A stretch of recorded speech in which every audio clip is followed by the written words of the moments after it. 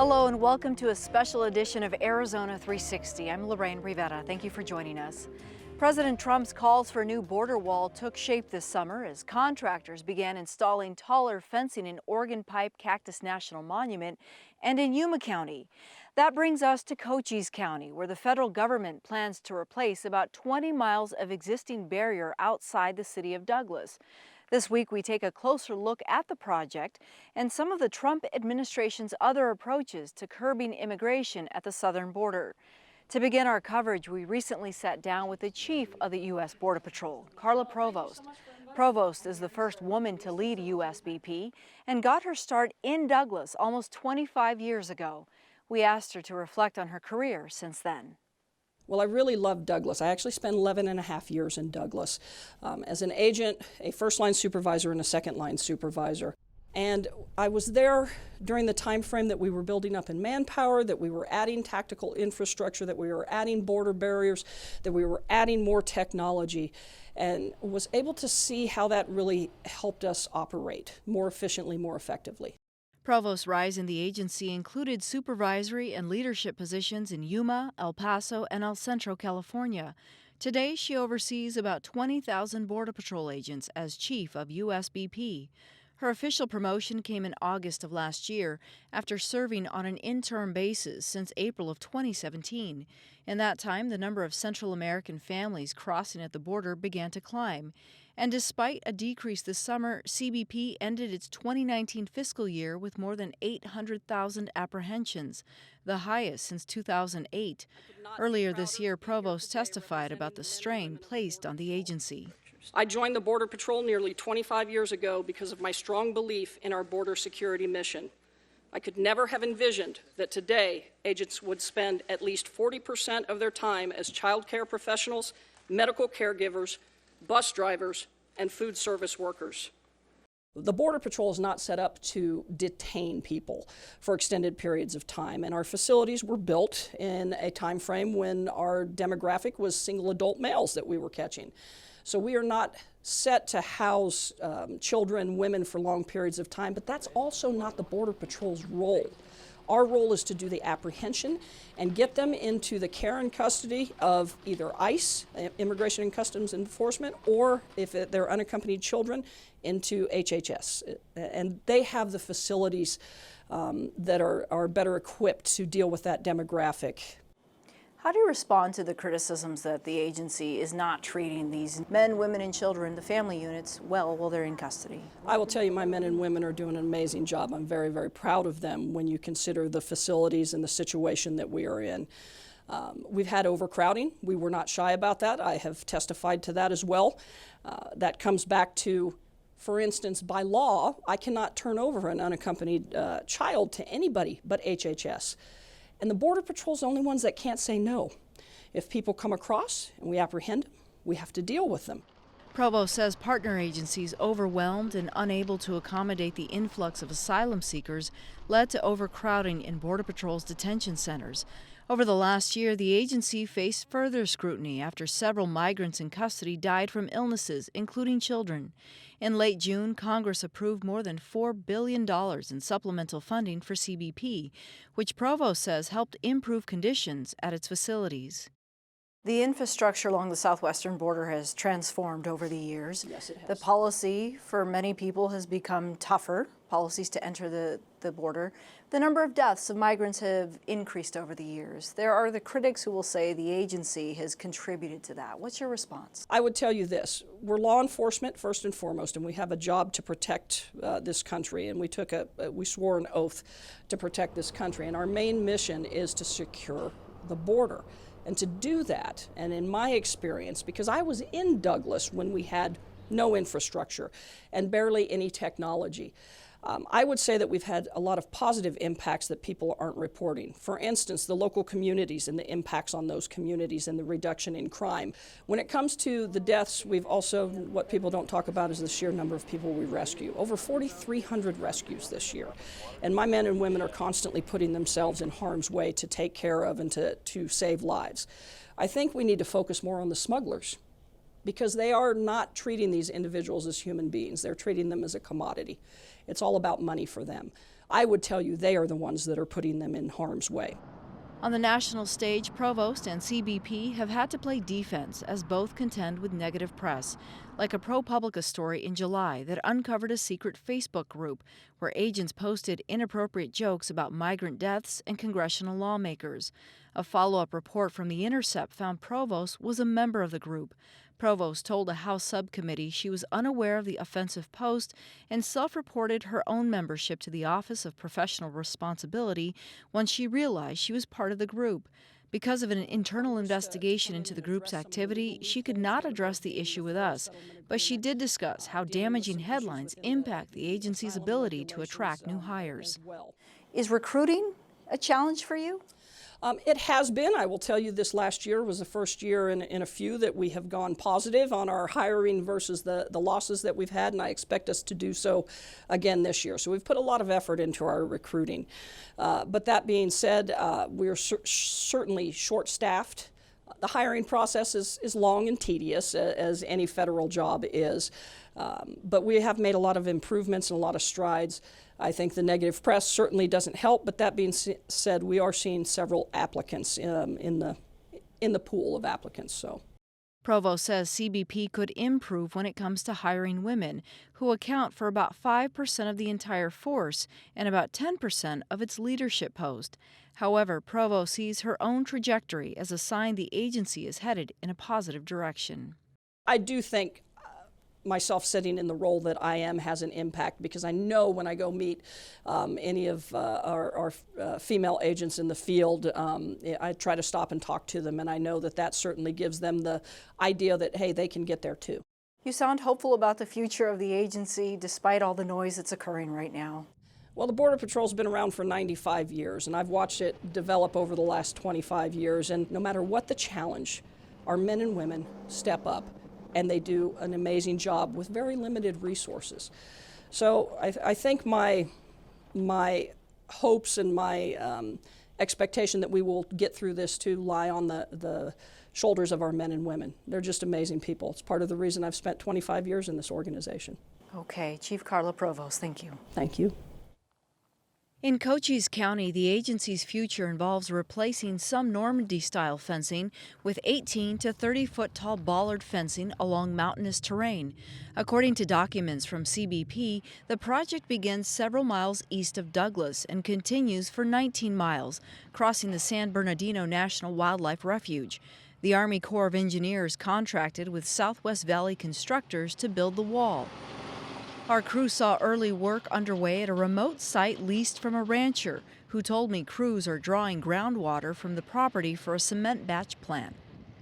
The City of Douglas also signed an 18-month agreement to provide water services and lease land near the Douglas Municipal Airport. Douglas's finance director estimates the contractor will use between 200,000 and 500,000 gallons a month. He added that the city's daily water production averages about 5 million gallons a day.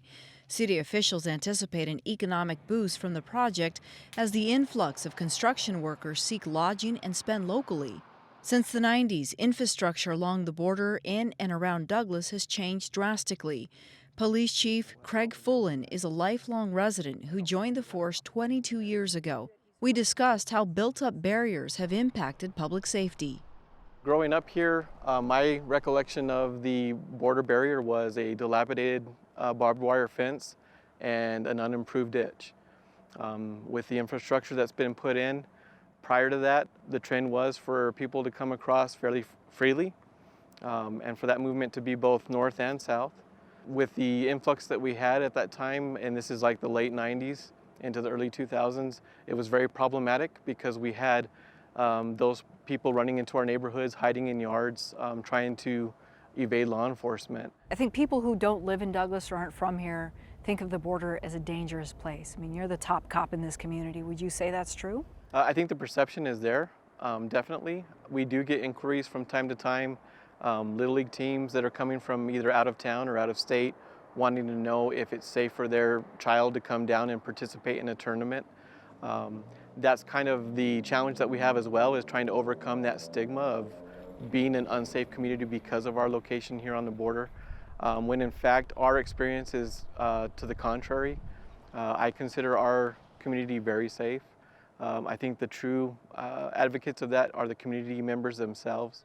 With 34 officers, Fullen says the ability to collaborate with CBP and other law enforcement agencies benefits his city of about 16,000 people. It may surprise people, though, to know that you have a relationship with authorities south of the border.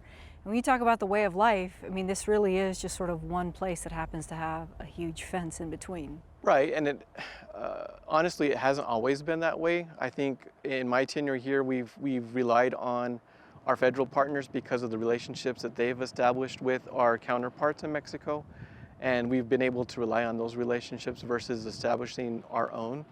I can say that that has changed most recently with the chief that's there now for the municipal agency. We have had collaboration together. We've had his staff over for training a couple of times now within the last year. So we are engaged in conversation with them a lot more frequently than we were in the past. Across the border from Douglas lies the city of Agua Prieta, a community of nearly 100,000. Marcus Vinicius Ornelas Quesada has been the chief of police for the last 6 years and oversees nearly 100 officers. How would you describe relations between your department and authorities in Arizona? The relationship between police in Arizona and police in Mexico these days is the best it's been. There's coordination between municipalities like Douglas and states with federal authorities like Customs and Border Protection and the Border Patrol. Last June, Agua Prieta made headlines after shootouts in the city left several people dead. Wary of any spillover violence, the Arizona Department of Public Safety sent backup to the area. Would you say the border is a dangerous place? No, es más peligroso Estados Unidos. No, the United States is more dangerous. In 6 years, we only had 2 days of violence. And for those years, Agua Prieta was considered one of the safest border cities. It still is. It was only those 2 days where there was violence. And those were isolated cases between rival groups. They had a dispute, and it was done. There hasn't been any other violence. It's a safe place. I asked if the border wall does anything for the community of Agua Prieta. I mean, how's it going to help us? The firearms go through the port of entry, so it doesn't really help us. We lose our view. The animals can't cross. It's a wall that was built a long time ago. It's not new. It has been here for 15 years. So does it help us? No, I don't think it does in a positive way. Outside the port of entry, we saw several makeshift tents along the sidewalk. Chief Ornelas Quesada says immigrants from Central America with permits travel through Mexico and wait here until they can request asylum. Immigration authorities in the United States have told me that Mexico has really stepped up its work here along the border. Do you see that? Siempre se ha reforzado Yes, sure. The border has always been reinforced. There's federal border police, now the Border National Guard. They help us patrolling the border.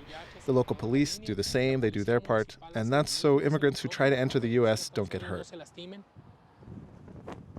Mexico's National Guard first took up posts along its southern border with Guatemala back in June after President Trump threatened to levy new tariffs on trade unless Mexico did more to deter migrants from Central America.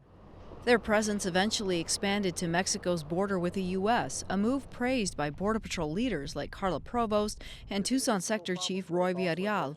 The Arizona Republic's Rafael Carranza has covered what that deployment looks like in the state of Sonora. There's always been trucks of soldiers, Mexican soldiers, fully armed with, their guns out, that have more or less been patrolling, the streets in certain cities in Mexico for, all over a decade now, since, two presidents ago. And what the change now is that the people holding the guns now, the soldiers, are part of the National Guard. So they're wearing a different uniform. They're driving a different car with the insignia of the National Guard, but they're still doing a lot of those duties. And certainly we've seen them in Agua Prieta, we've seen them in Nogales, and in a lot of the other border cities here in Arizona, and certainly in the other Mexican border cities as well. So their presence is definitely there, and that has also, caused a lot of tension, not just with, the population, but also with a lot of the nonprofits that work directly with migrants too. The numbers of the National Guard members in Mexico who are on the southern border and the northern border nearly eclipses the number of Border Patrol agents here in the United States. In your reporting, is it evident that Mexico is taking this seriously because of the threat of duties?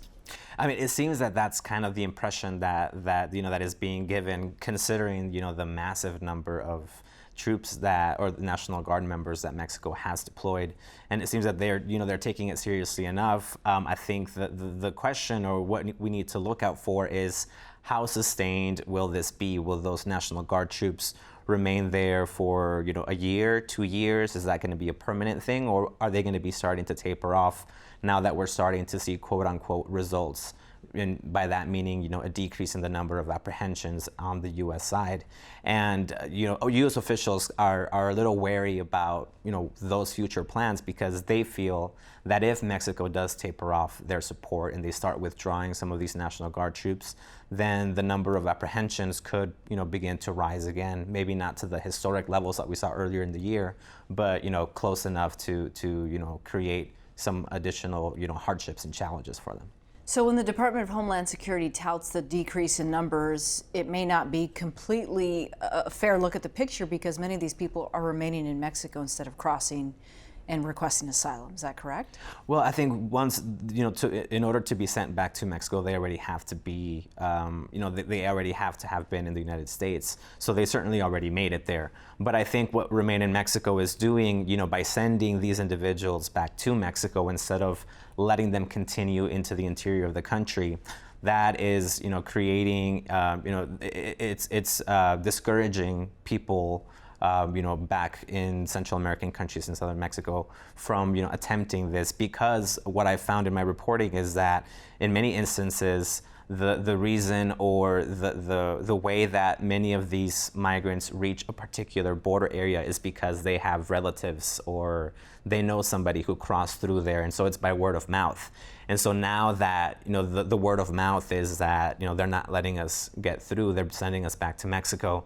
The U.S. government is hoping that that's going to contribute, or that's going to help reduce the number of individuals who take off in the first place. The Trump administration's policies around immigration often result in legal disputes. Late last month, federal courts blocked 2 rules designed to fast-track deportations and detain families with children indefinitely. In the latter ruling, the judge found it would violate the Flores Settlement Agreement that stipulates children must be released after 20 days. It's not the first time presidential administrations have tried to circumvent the agreement, as we discuss with Shefali Milcherik Desai, assistant clinical professor in the U of A College of Law's Immigration Law and Policy Program. So it started in 1985. So just to take everyone back, that's under the administration of President Reagan. And there were a class of plaintiffs who were children who were detained by immigration services in this country. And the plaintiffs' class, the argument that they made was, these children are being held in a way that's not safe and sanitary. And furthermore, there isn't the kind of eye towards releasing them.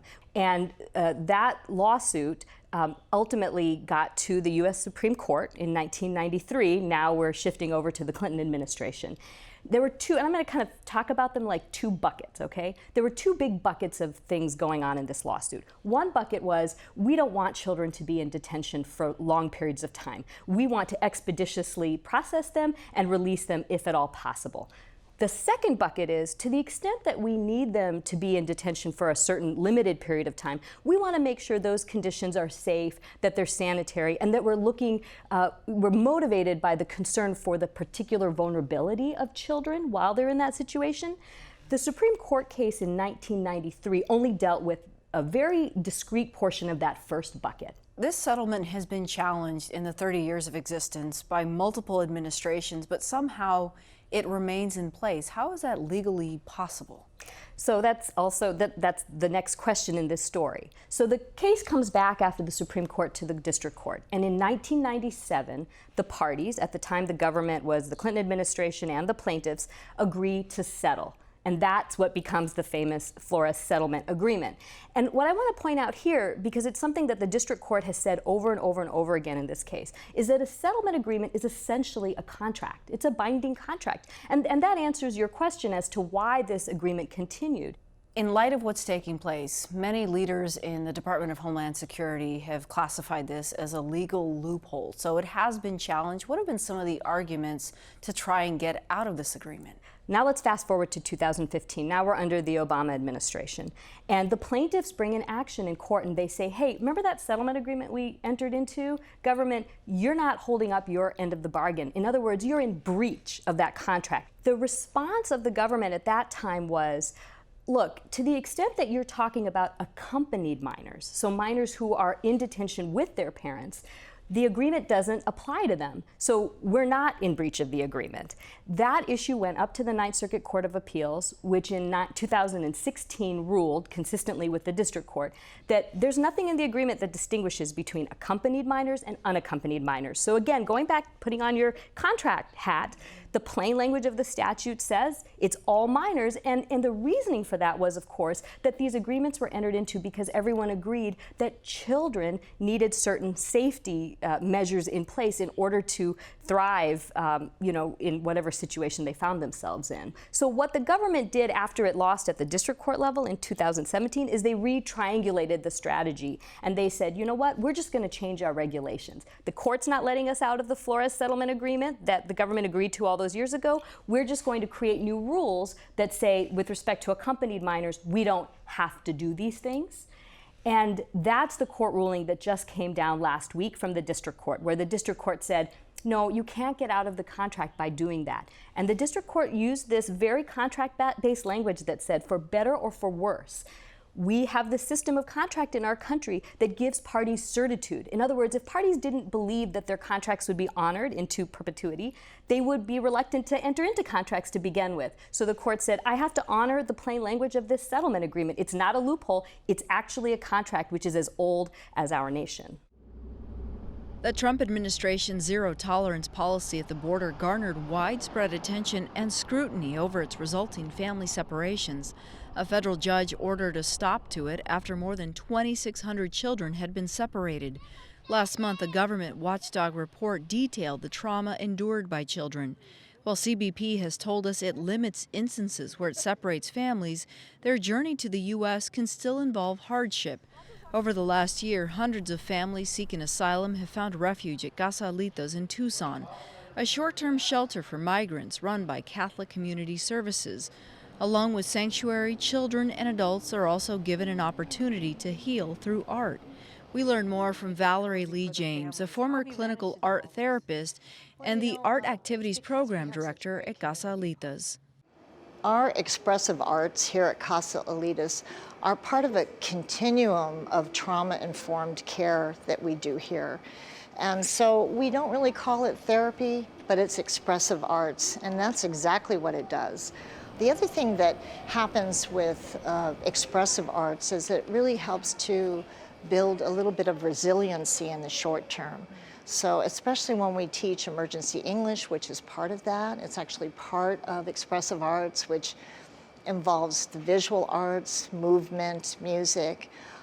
These are all modalities that really help to dislodge really stuck places, undigested feelings, and help us to process emotions. One of the things that has kind of been new, I think, is expressive art for adults as well. Are you seeing that through some of the parents that you're seeing coming through your doors as well? Absolutely, and I'm glad you asked that question. Many times we have adults kind of shyly join the groups. They're very happy that their kids are being directed into this structure. It's very much like escuela is going to school. And so sometimes adults will sit in, but then we really encourage them also. And some of the most beautiful work that we see here is done by adults as well. Guests can express themselves in a variety of ways, from embroidery to sculpting and drawing.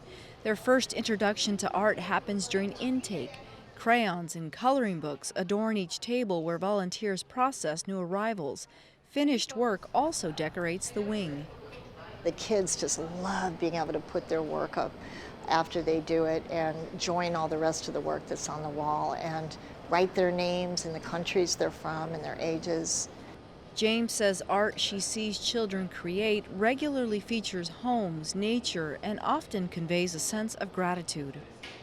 Well, first we see images of faith, and that's something that you see quite a bit, and these are spontaneously done by guests that come in, and they're just so grateful to have made it here.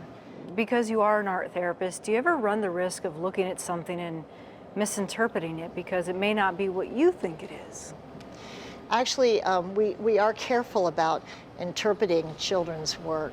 This child is expressing any number of things, and we really can't know what's truly going on here. What's important for them is that they did the work to be able to get some of those feelings out, some of the post-traumatic stress that's carried, of course, after a journey like this. But so much of what has transpired, I think for a lot of people, the last thing to consider would be art. But for you, this has been top priority. Yes, art is life. Art is literally the universal language and brings us all together. Art hanging at Casa Alitas speaks to the transformation happening in what was once a juvenile detention center for Pima County. The move here from the Benedictine monastery in August led some to criticize the optics. To make the space its own, Casa Alitas set up an outdoor clothing bank, established common areas with plenty of seating and toys, built an outdoor garden, and hung mosaic tile murals created by the county program Las Artes. The other day I was here and kids were running back and forth in the halls behind me, laughing and screaming. And normally you might say, you know, calma, calma. But in this case, we are happy to see those kids having fun. And they're having fun because they're surrounded by all these images that remind them of home. So it's pretty extraordinary what's happened here and what we're still putting together. Other services offered include a chapel where volunteer pastors of many faiths can schedule visits. Community donations also help keep an art supply room stocked, allowing families to leave Casa Alitas with activity bags. What are you hoping these children take with them when they leave your doors on the next leg of their journey? We really hope that kids and adults leave here with a sense of having found some safety and a little bit of relief. You know, going through, it's so traumatic going through this kind of migration with family displacement, and we just hope that they feel safe here. That's all for now. Thanks so much for joining us. Let us know what you think. Visit us on social media or send an email to Arizona360@azpm.org. We'll see you next week.